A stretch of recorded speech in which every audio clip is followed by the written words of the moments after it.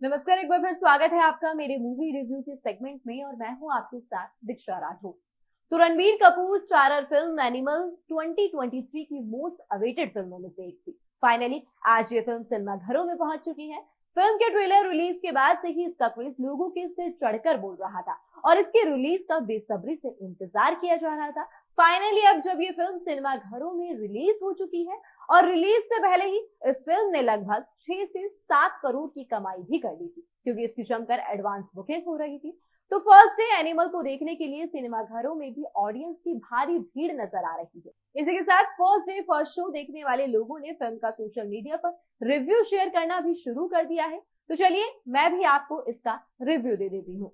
Animal में रणबीर के lead किरदार का पूरा यूनिवर्स उसके पापा है। वो अपने पापा को बचाने के लिए पूरी दुनिया तक खत्म करने के लिए तैयार रहता है, मगर उसकी हिंसा में बहुत पैशन है। उसे देखकर लगता है कि वो एक मिशन पर है। हर बार वो सिर्फ हिंसा ही नहीं कर रहा, बल्कि डेड बॉडी के साथ बाकी दुश्मनों के लिए एक मैसेज छोड़ रहा है।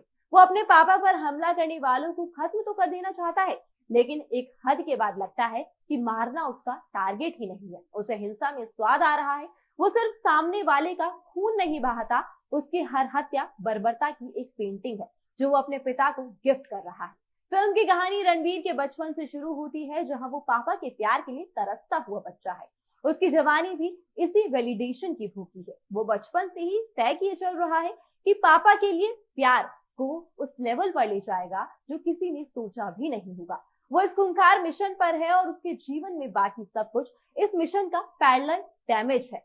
फिल्म का टोन देखकर कहीं कहीं ये भी लगता है कि संदीप का ध्यान ये दिखाने पर भी है कि वैलिडेशन की भूख कितना कुछ डैमेज कर सकती है। लेकिन ऐसा है या फिर नहीं, ये आप फिल्म देखकर तय करना।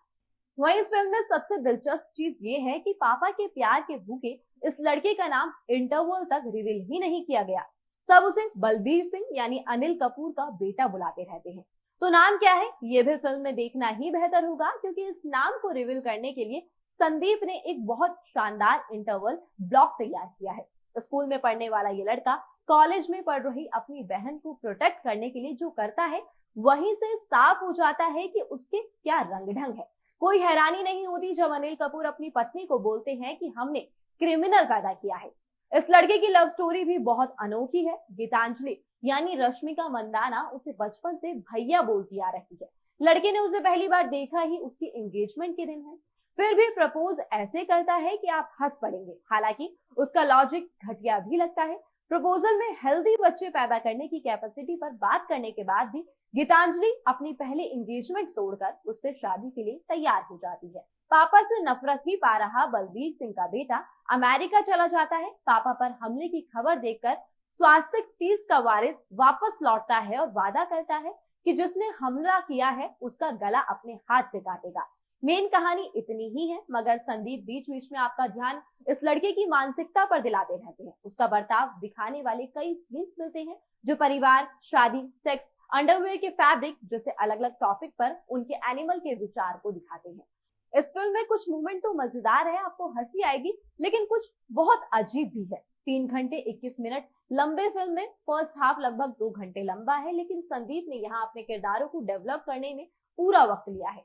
सेकेंड हाफ इसके मुकाबले लंबा लगता है और फैमिली ड्रामा यहाँ ज्यादा नजर आता है। बॉबी देओल की एंट्री सेकेंड हाफ में है। वो अबरार के किरदार में है जो बलबीर सिंह को खत्म कर देना चाहता है।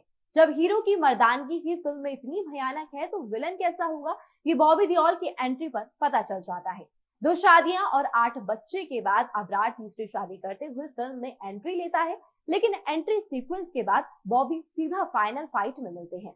वहीं अब एक्टिंग की बात करिए तो रणबीर कपूर ने जिस एनिमल के रीजन में खुद को सरेंडर किया है वो देखने लायक है। उन्हें इस तरह के हिंसक रोल में सोच पाना लगभग नामुमकिन है, मगर स्क्रीन पर उन्हें देखने के बाद आपको लगेगा कि किसी डायरेक्टर ने पहले ऐसा क्यों ट्राई नहीं किया।